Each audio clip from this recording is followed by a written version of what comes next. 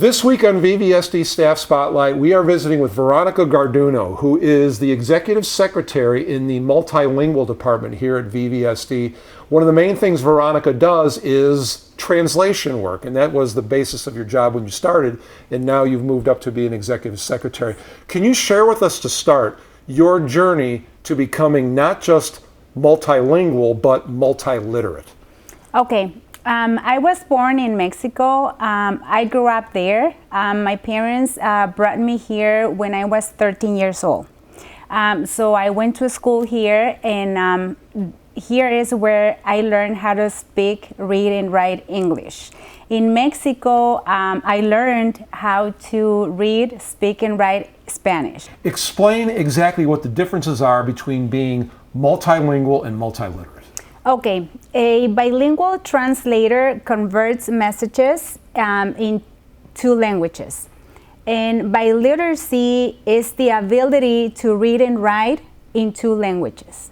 Now, you also serve the district as a live translator too, because you do a lot of work with written documents and things like that, but when we have families come in where there is a language barrier, you do a live translation. So yes. I just want you to give an indication of how quick you have to be able to think to be able to listen to somebody say something in one language and automatically be able to say, okay, now I'm going to repeat it in a totally different language. This totally fascinates me. So how do you do that? Well, Jim, I think it's an ability that every person that speaks more than one language has.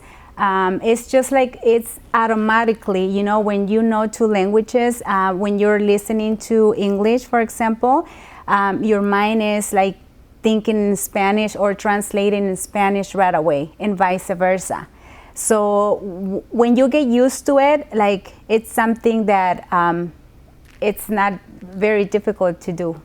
When I receive a translation back from you, English to Spanish, there's a couple of things that I notice. Number one is that in Spanish, days of the week aren't capitalized, but the bigger thing I notice is the translation in Spanish tends to be longer. Why is that? In my opinion, the Spanish is more descriptive than English. English, when you're having a conversation in English, is shorter. In Spanish, is longer.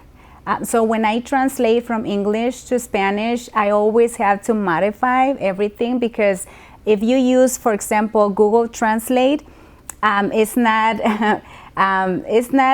translated correctly. So that's why I always, read everything. Once, if I'm gonna use that app, I read it, I double check, and then I make adjustments. Describe what it was like for you to walk into your first day of school in the United States and you didn't know English at all and you had to learn it on the fly. It was very challenging and frustrating, because I came to a school that the teachers did not speak Spanish. So my classes were all in English, and to be honest, I did not understand anything. I was just there. Like sometimes I was crying because I did not know anything. And I started to know people, that speak the language Spanish, and they were helping me, understand what the teacher was saying. They were translating for me. They were helping me with homework, or assignments or stuff like that.